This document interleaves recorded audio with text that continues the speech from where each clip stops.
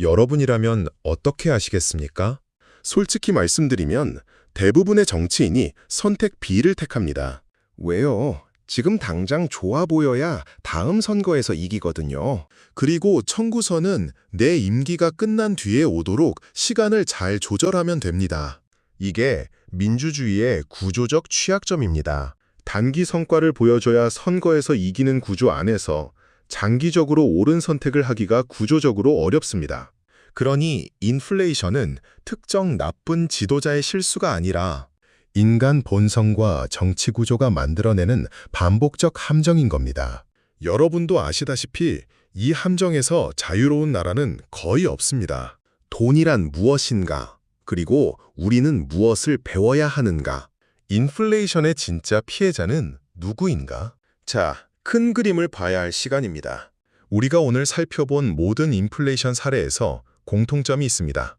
피해자는 항상 힘없는 사람들이었습니다.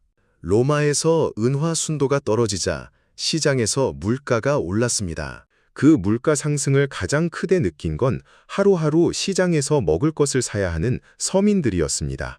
독일에서 중산층의 저축이 사라졌습니다. 평생 모은 돈이 1년 사이에 담배 한 갭이 값이 됐습니다. 짐바브웨에서 열심히 일해서 월급을 받아도 다음 날이면 그 월급으로 살 수 있는 게 없었습니다.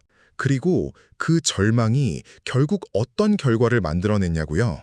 로마는 분열됐고 독일은 히틀러를 택했고 짐바브웨는 독재자 무가베가 30년을 집권했습니다. 인플레이션은 단순한 경제 현상이 아닙니다. 그것은 사회를 무너뜨리는 느린 폭탄입니다.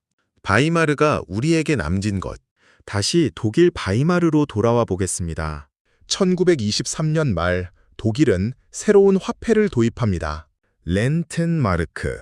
그리고 이 화폐를 100조 대 1의 비율로 기존 마르크와 교환합니다. 그러니까 기존에 가지고 있던 100조 마르크가 렌텐마르크 1마르크가 되는 겁니다. 그리고 가장 중요한 조치, 중앙은행의 돈 찍기를 엄격하게 제한합니다.